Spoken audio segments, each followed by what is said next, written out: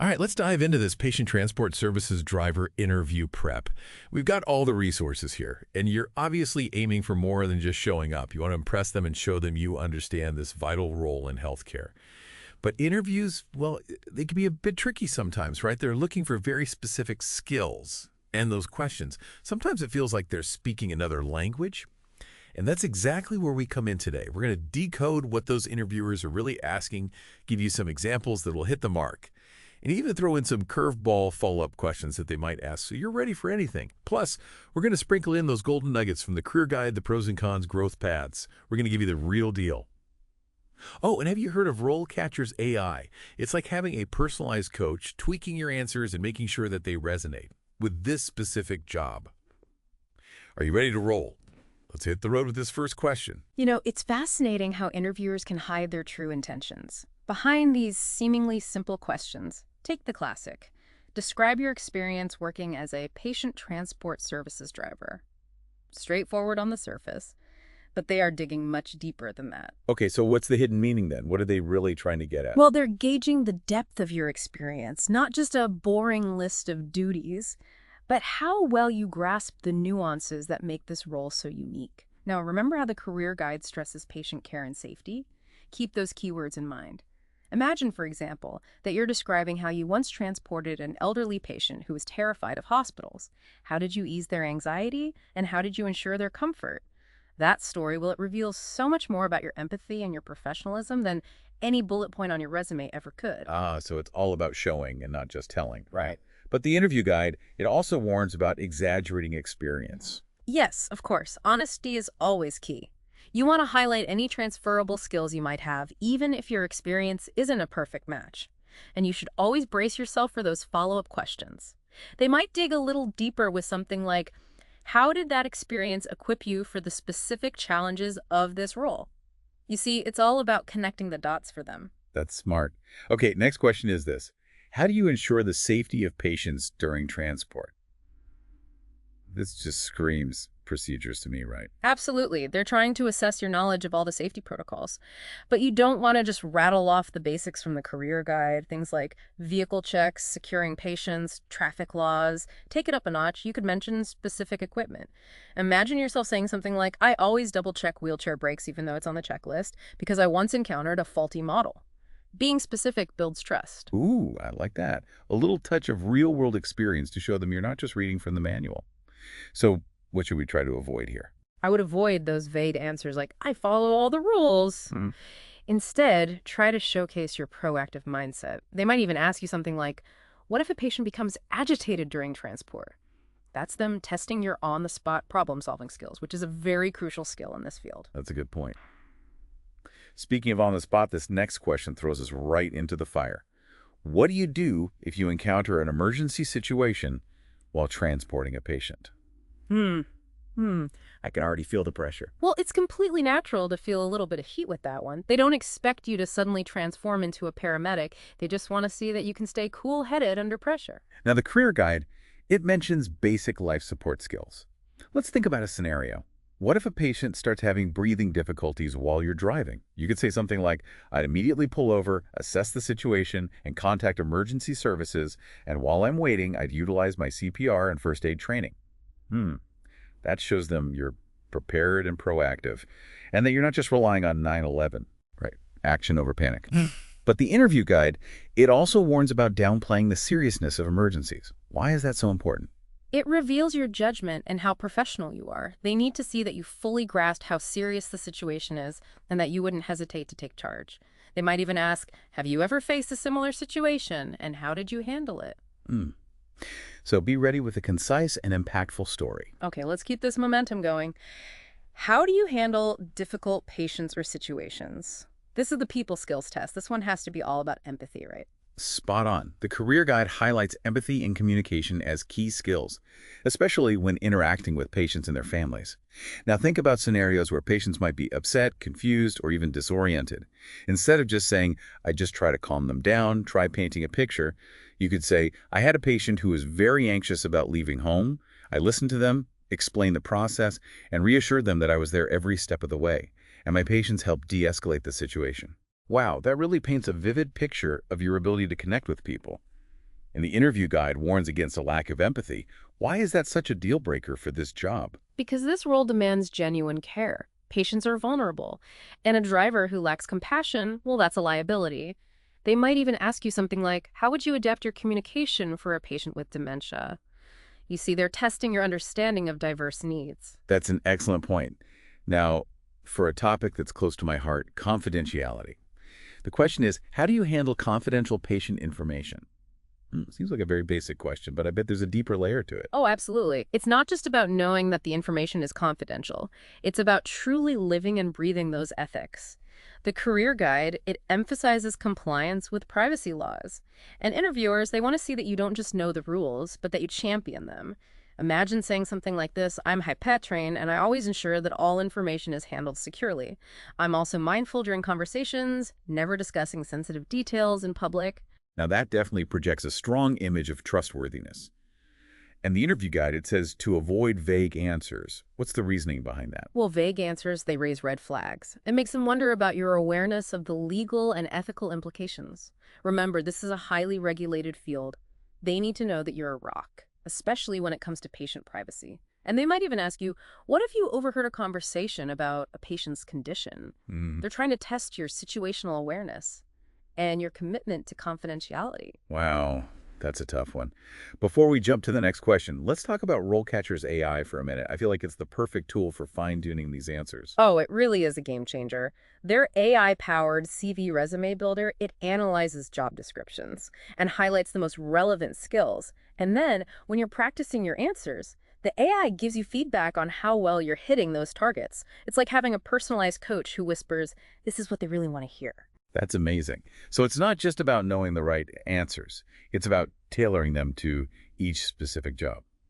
Okay, back to the questions. Number 6 is this.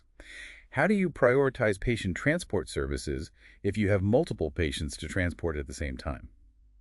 This sounds like a logistical puzzle. It is, and it ties directly into the typical interaction section of the career guide, which emphasizes collaboration with healthcare professionals. They want to know if you can juggle all of those demands while ensuring that everyone is getting timely care. Imagine this scenario. You have a dialysis patient and a hospital discharge. How would you prioritize them? That's a tricky one. They both seem pretty important. How do you even begin to figure that out? Well, you gather information and assess the level of urgency for each. You could say, I'd contact both providers, understand their needs and urgency levels, and then prioritize the time-sensitive dialysis patient. And then I'd coordinate with the hospital for the discharge, ensuring their needs are met while prioritizing the most urgent case. That's brilliant. It shows them that you're not just a driver, but that you're also a coordinator who can think on their feet. Now, the interview guide, it also warns about looking like you can't handle multiple patients at the same time. Why is that such a big deal? Because this job, well, it often involves juggling multiple pickups and drop-offs. They need to see that you can handle all of that without compromising patient care. A follow-up question could be something like, tell me about a time your schedule went haywire due to a delay. How'd you adapt? They're looking for that flexible problem solver. Okay, question number 7 might seem simple, but I have a feeling it's all about reading between the lines. It's this. How do you maintain a clean and organized vehicle? Very basic. Right, Huh? well, pretty basic. It is basic, but it speaks volumes about your professionalism and your commitment to patient care. Remember, the career guide mentions maintaining all related equipment, and that includes the vehicle. Imagine saying, I see the ambulance as an extension of the healthcare facility. I follow strict protocols, sanitizing after each transport, disinfecting regularly, ensuring it's clutter-free, and I also check for any wear and tear, reporting any issues promptly. So it's about showing them that you understand that the vehicle is a part of the care experience and not just a mode of transportation. And the interview guide warns against being vague with this one. Why is that? Because vague answers can raise some concerns about your overall diligence. They want to see that you sweat the small stuff, especially when it comes to hygiene and patient well-being. So a follow-up might be, what specific cleaning products and protocols do you use? They're looking for your attention to detail. Fantastic. All right, let's tackle question number 8. It delves into a very crucial skill, communication. How do you communicate effectively with patients and their families? This feels like so much more than just speaking clearly, right? Absolutely, you're right. It's about building rapport, providing reassurance, and handling potentially sensitive situations with grace. Remember the career guide's emphasis on communication with healthcare professionals and families. This question, well, this is where those skills truly shine. Okay, so how do we showcase those skills in our response? What would make a truly compelling answer here? Welcome back to your personalized deep dive into becoming a patient transport services driver. We've already tackled some of those tough interview questions, and you're on your way to acing that interview. So let's shift gears a little bit and explore some of the broader aspects of this career. We can draw some insights from the career guide. We'll uncover the pros and cons, delve into potential career paths, and highlight all the resources that are available on RoleCatcher to further empower your journey. Sounds like we're going to get the full picture here. Let's start with the good stuff, the pros. The career guide mentions a flexible work schedule, which is always appealing. That's true. Many patient transport services driver positions offer flexible hours, which allows you to tailor your work schedule to your lifestyle. This can be especially beneficial if you have other commitments, such as family or studies. However, it's important to note that flexibility often comes at the trade-off of working evenings, weekends, and holidays. Right, it's all about finding that balance. Yeah. Another pro the career guide highlights is the opportunity to help people. Absolutely. This role is inherently rewarding because you're directly contributing to the well-being of others. You're not just driving, you're providing a vital service. That allows patients to access the care they need. Imagine the sense of satisfaction knowing that you're making a positive impact on someone's life every day. That's definitely a powerful motivator. But let's not shy away from the challenges here. The career guide also lists some cons, including the physically demanding nature of the job. Yes, this is an important point to consider. The role often involves lifting and transferring patients, assisting them in and out of the vehicle, and maneuvering wheelchairs or stretchers. It's very crucial to be physically fit and prepared for the physical demands of the job. That's a good point. And the career guide also mentions exposure to illnesses and infectious diseases. That's right. As a patient transport services driver, you'll be interacting with patients who may have a variety of medical conditions. So, it's essential to follow proper hygiene protocols, wear personal protective equipment when necessary, and stay up to date on vaccinations to minimize the risk of exposure. Those are definitely all crucial considerations for anyone considering this career path.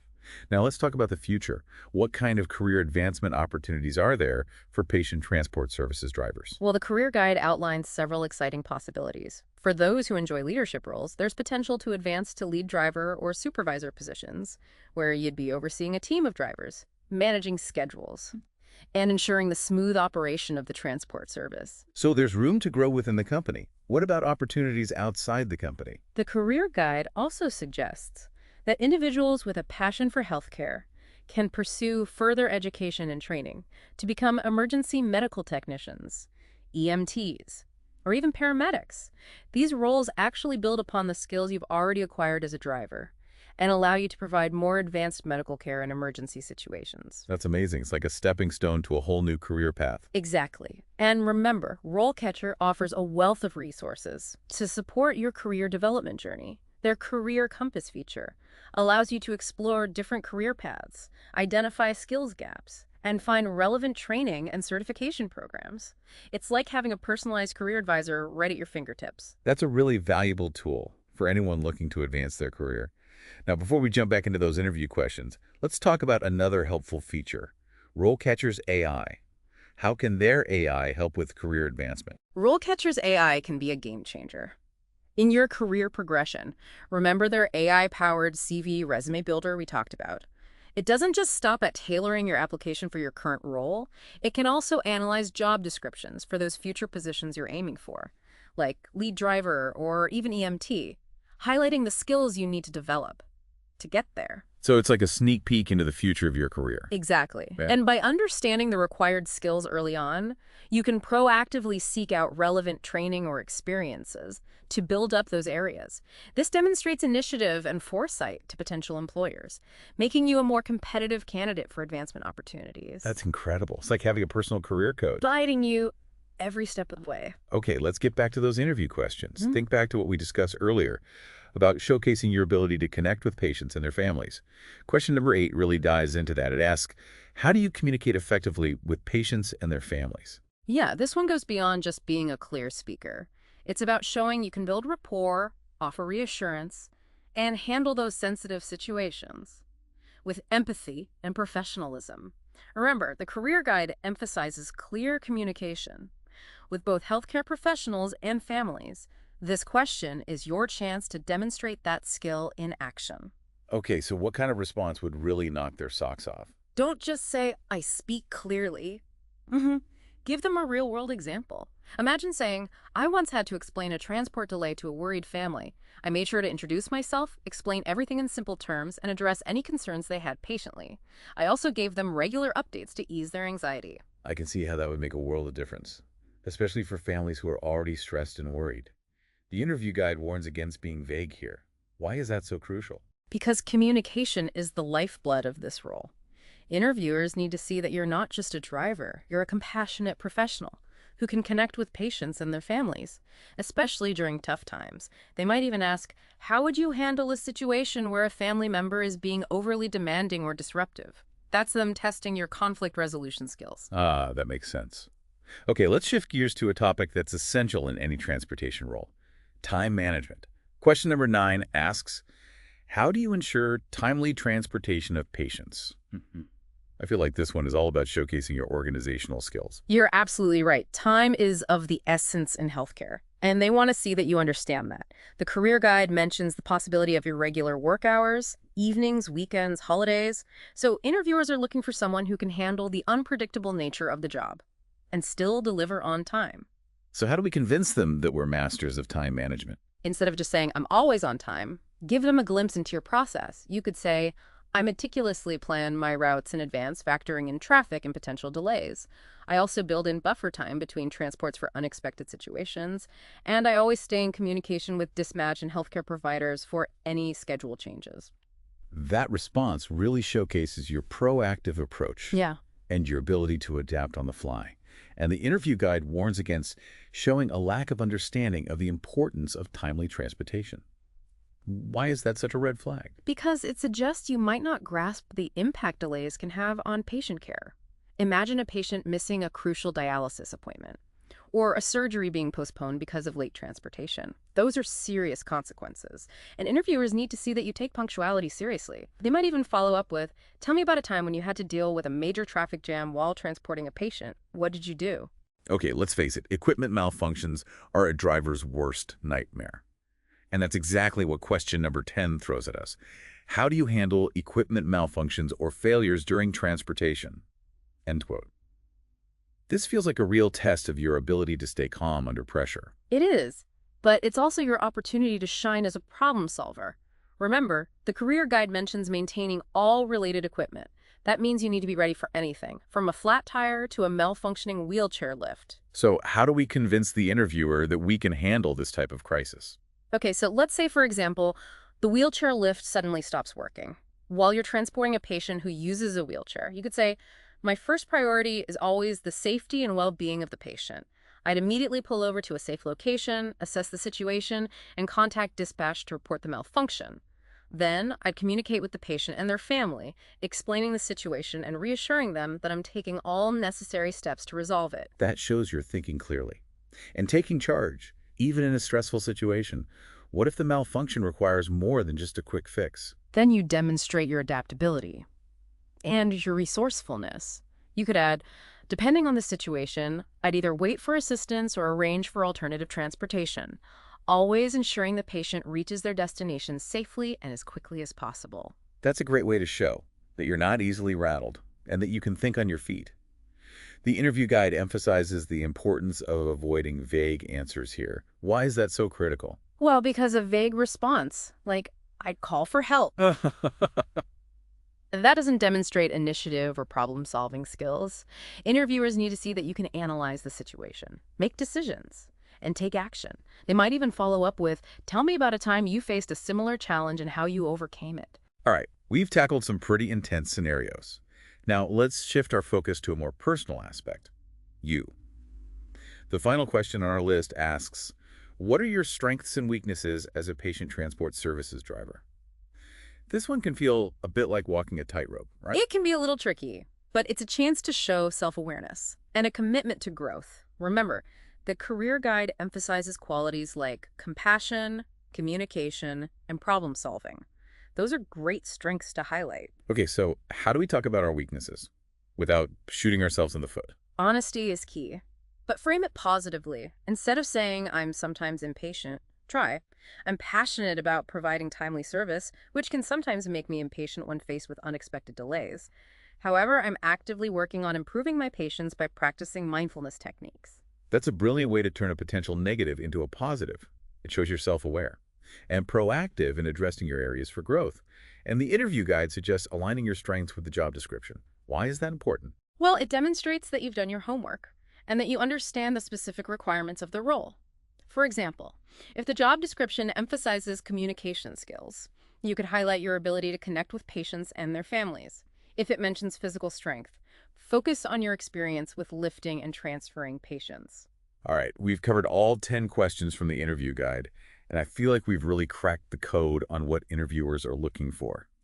But before we wrap up this part of our deep dive, let's circle back to RoleCatcher's AI for a moment.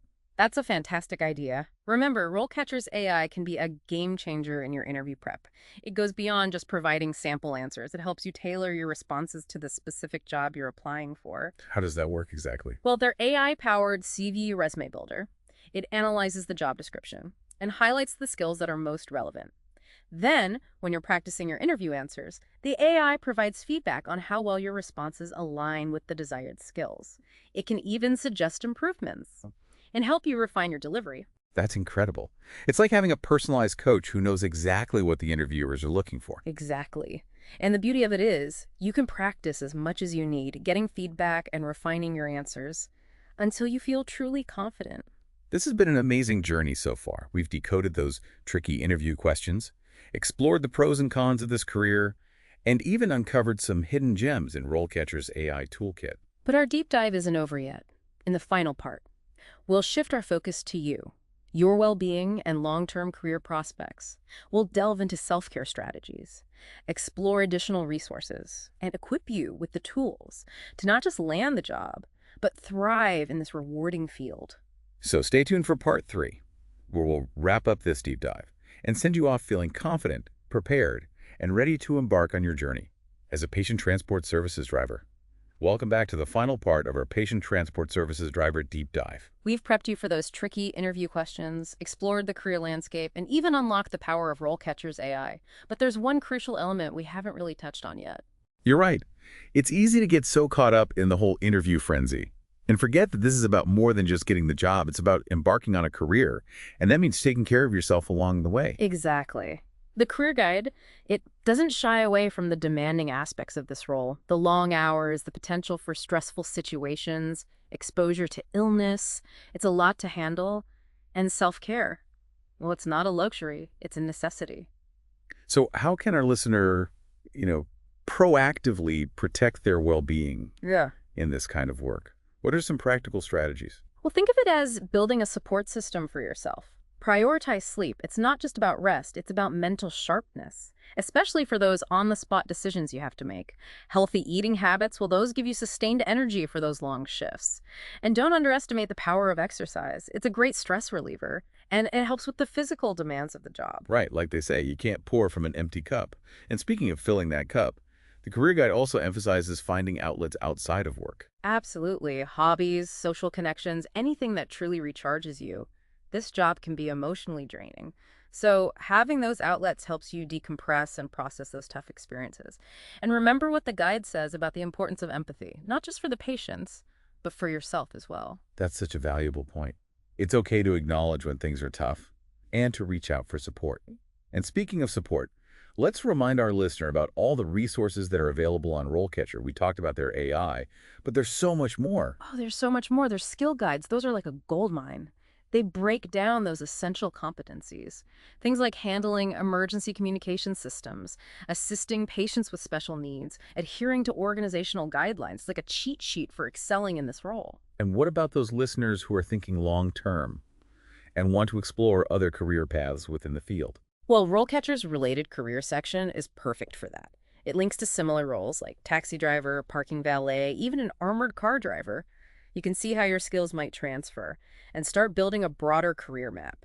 It's amazing how many possibilities are out there. Oh, and I remember the career guide mentioning some external resources too, right? Absolutely. Organizations like the International Association of Fire Chiefs and the American Ambulance Association, they offer so much, a wealth of knowledge, training opportunities, and even networking events. It's a great way to connect with the wider professional community and stay ahead of the curve. It's incredible how much support is out there. Before we wrap up, I want to circle back to RoleCatcher's AI one last time. We've talked about how it can help you tailor your resume and your interview answers. But is there anything else it can do to support our listener in this demanding role? You bet.